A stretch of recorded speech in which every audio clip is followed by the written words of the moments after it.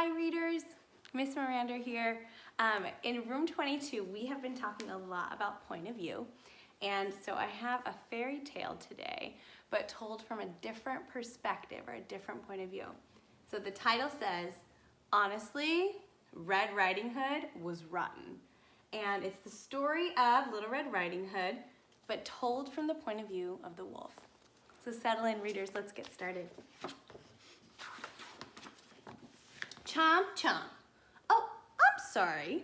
I was just finishing my lunch. My name's Wolf, Big Bad Wolf. You may have heard the story of Little Red Riding Hood about a girl and her granny. Seems everyone has. My tale is different.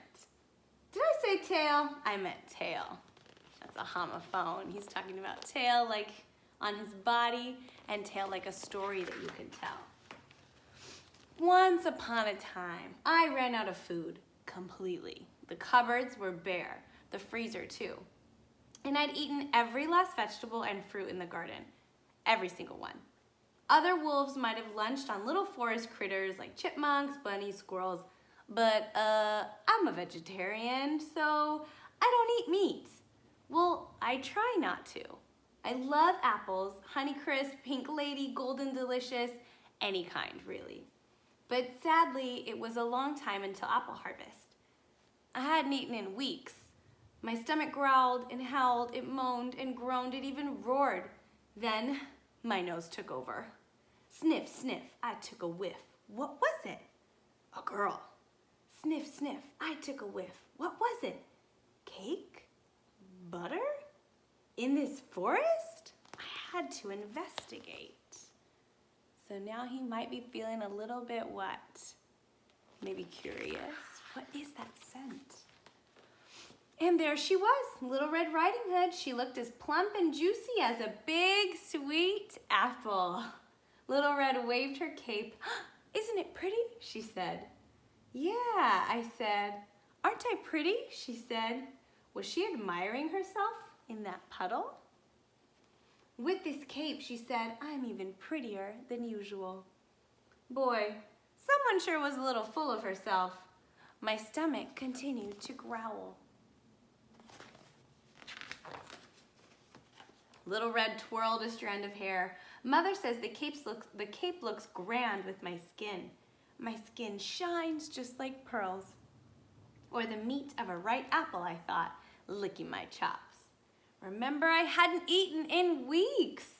It was time to chomp. Oh no.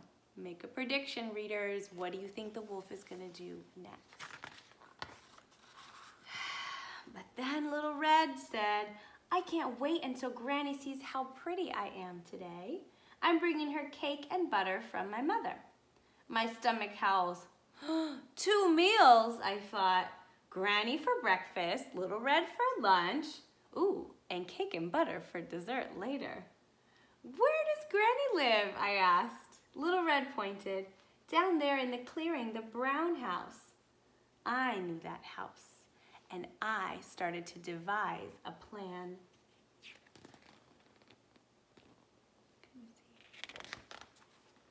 Let's play a game, I said. Little Red smiled. I am awesome at games. I bet you are, I said. You take this path, I'll take that path, and let's see who arrives at Granny's house first. I will, she said. I am the prettiest, and the fastest too. I bet you are, I said. My stomach moaned. Before it groaned, I ran. No one knows the forest like I do. I chose the shorter path. Sniff, sniff, I took a whiff. What was it? Apple air freshener? Tap, tap, I knocked on the door. Who's there? Called out a voice. Your granddaughter, I squeaked. I brought you cake and butter from Mother. The door's open, Granny said. Granny tugged at her nightcap. Green, she said, isn't it pretty? Pretty like a Granny Smith apple, I thought. Aren't I pretty? Granny said. You must have heard the saying, the apple doesn't fall far from the tree. Well, guess what? It's true. My stomach roared. What's that noise? Granny asked. Chomp, chomp. I had to eat her. She was no Macintosh apple, but not too bad. I still felt hungry. Oh no. I remember who's on her way to Granny's house now. Tap, tap. Little Red knocked on the door. Who's there? I called out, crawling into Granny's bed. Your granddaughter, Little Red said. I've brought you cake and butter from Mother. Door's open, I said. Little Red walked in and caught a glimpse of herself in the mirror. Isn't my cape pretty, Granny? She said. Aren't I pretty? I clenched my teeth. Oh no. Most of you know the story, so you know what happens next.